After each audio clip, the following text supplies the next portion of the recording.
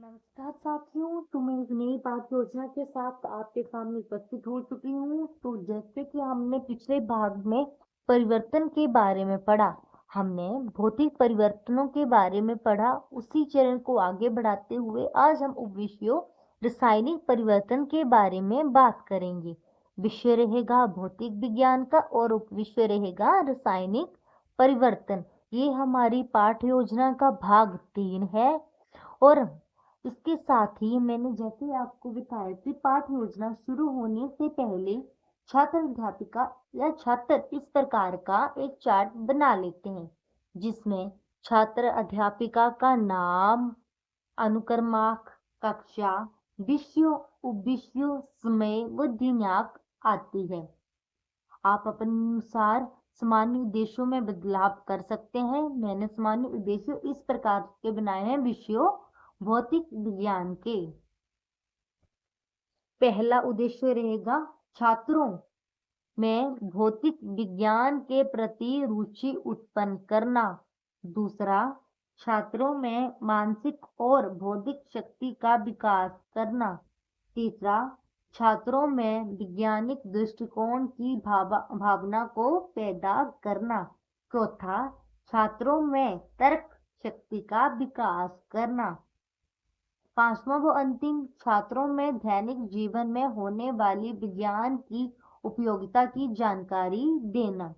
तो इस प्रकार के सामान्य उद्देश्य रहेंगे विषयों भौतिक विज्ञान के।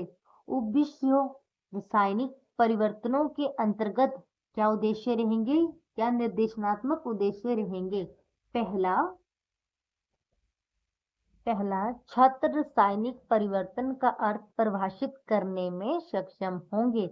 दूसरा, छात्र रासायनिक परिवर्तन की व्याख्या करने में सक्षम होंगे। तीसरा, छात्र रासायनिक परिवर्तन के उदाहरण बताने में सक्षम होंगे। चौथा, छात्र रासायनिक परिवर्तन के उदाहरणों का प्रत्यास्मरण करने में सक्षम होंगे।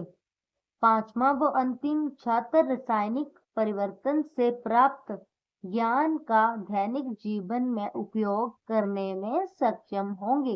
इस प्रकार के उद्देश्य रहेंगे उपविषयों रासायनिक परिवर्तन के। इसके बाद आ जाती है शिक्षक सहायक सामग्री।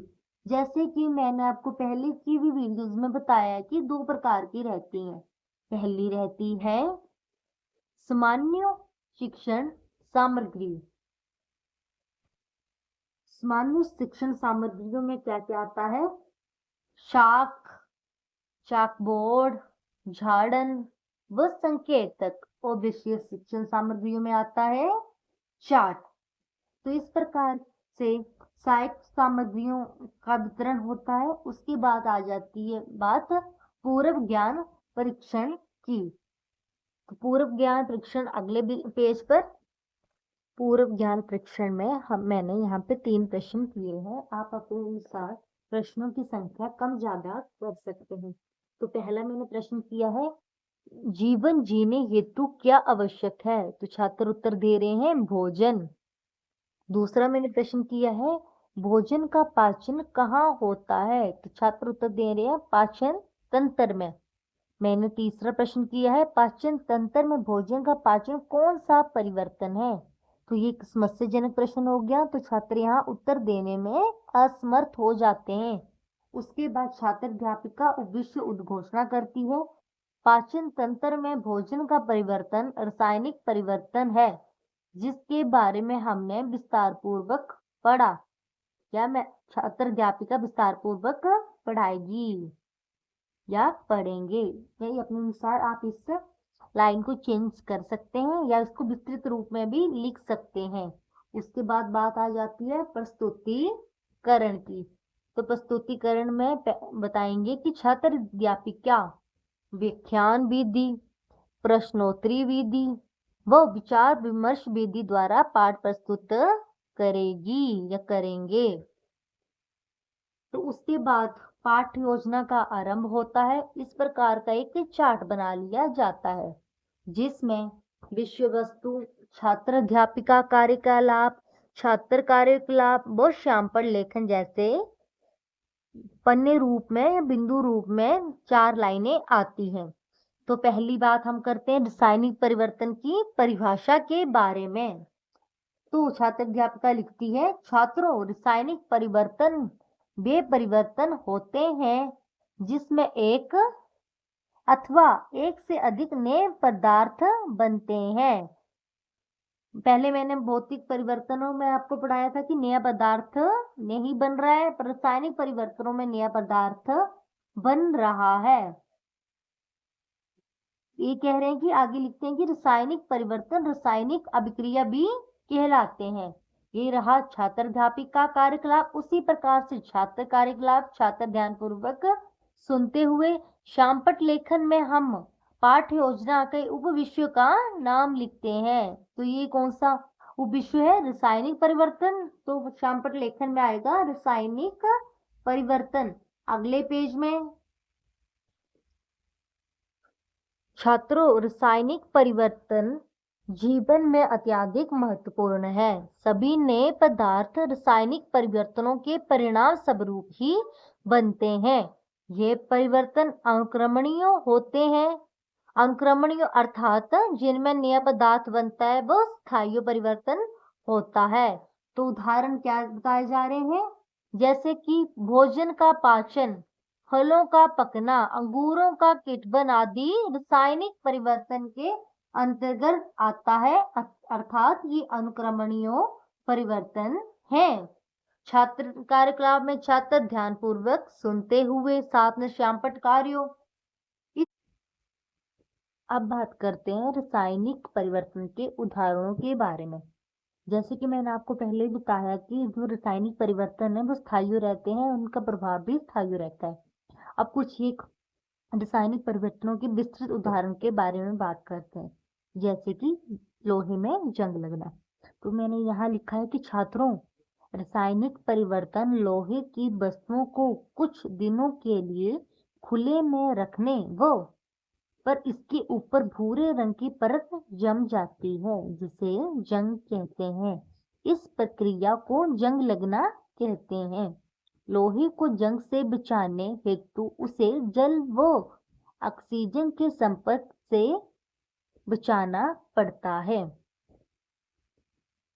लोहा प्लस ऑक्सीजन प्लस जल क्या बनाता है? लोहे का ऑक्साइड अर्थात जंग। जंग लगने से बचाने हेतु पेंट व ग्रीस आदि द्वारा जंग निर्माण को रोका जा सकता है। जैसे कि मैंने आपको पहले बताया था कि छात्र अध्यापिका या छात्र कार्यकलाप साथ साथ में छात्र कार्यकलाप भी चलता रहेगा और उसके साथ ही शामपट कार्यों और विषय वस्तु या शिक्षण बिंदुओं में वो पॉइंट आएंगे जो हमने जिसके बारे में पढ़ाना है। तो अगले पेज में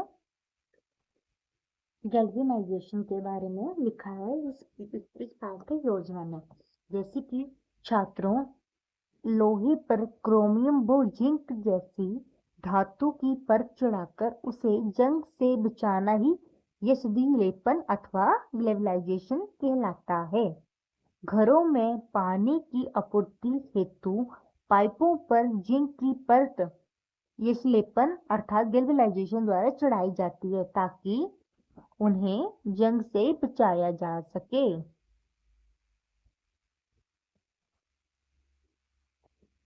आगे, पानी के जहाज लोहे के बने होते हैं। उनका एक भाग हमेशा पानी में डूबा रहता है। पानी में अनेक लवण होते हैं जिस कारण जहाजों के पेंट करने के बाद भी उन्हें जंग लगने से काफी क्षति होती है। साथ में छात्र कार्यकलाप में छात्र ध्यानपूर्वक सुनते हुए। इसके आगे रासायनिक परिवर्तनों के विस्तृत उदाहरणों के अलावा अन्य उदाहरण,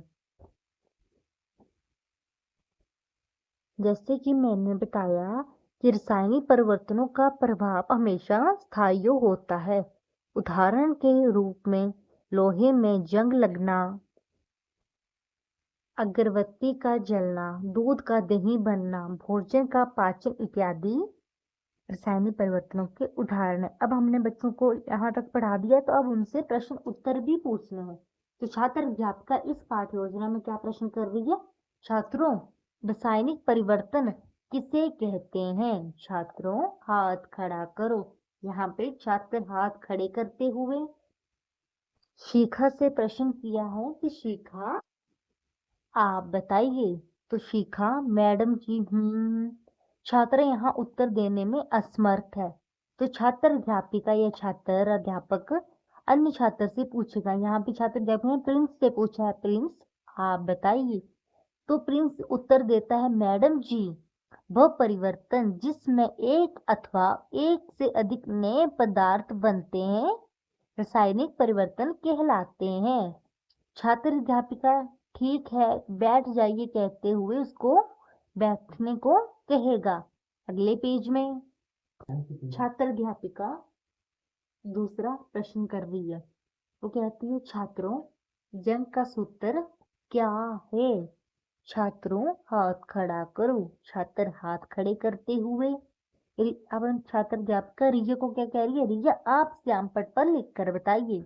यहाँ छात्रा श्याम पट पे लिखती है और ये Fa2O3XH2O जंग के सूत्र के बारे में लिखती है। यहाँ छात्र अध्यापिका शाबाश बैठ जाइए कहते हुए उसे बिठा देगी।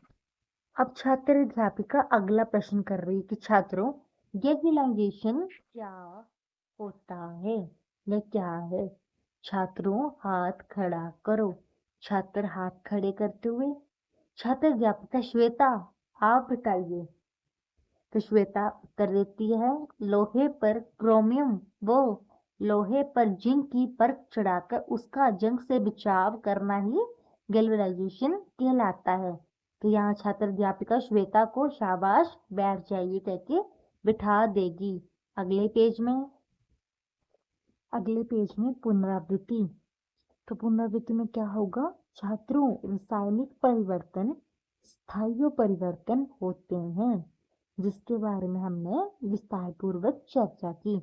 उसके बाद जो कार्य आ जाता है मूल्यांकन का। मैंने यहाँ पे 3 प्रश्न पूछे हैं, आप अपने अनुसार प्रश्नों की संख्या कम ज्यादा कर सकते हैं। तो मैंने पहला प्रश्न किया है, रासायनिक परिवर्तन स्थायी है या अस्थायी परिवर्तन? तो छात्र उत्तर दे रहे हैं स्थायी परिवर्तन। दूसरा प्रश्न मैंने किया है, रासायनिक परिवर्तन का क्या उदाहरण है? तो छात्र उत्तर दे रहे हैं लोहे में जंग, दही का जमना, कोयले का जलना। तीसरा प्रश्न मैंने किया है कि छात्र, जंग का सूत्र क्या होता है? तो छात्रों ने यहाँ पे जंग का सूत्र बताया है। इसके अनुसार मैंने 3 प्रश्न पूछे, आप अपने अनुसार प्रश्नों की संख्या कम ज्यादा कर सकते हैं। तो अगला भाग आ जाता है गृह कार्य का। मैंने यहाँ पे 3 प्रश्न पूछे हैं। गृह कार्य ऐसा होना चाहिए जहाँ के बच्चों की रीजनिंग एबिलिटी बढ़े, उनकी सोचने की क्षमता बढ़े। आप अपने अनुसार प्रश्नों की संख्या कम ज्यादा ये इसमें बदलाव कर सकते हैं। तो पहला प्रश्न क्या दिया है कि पूर्ण करें। यहाँ पे Fe+O2 प्लस डैश मिला के क्या बनता है? साफ तौर पर जंग का सूत्र है।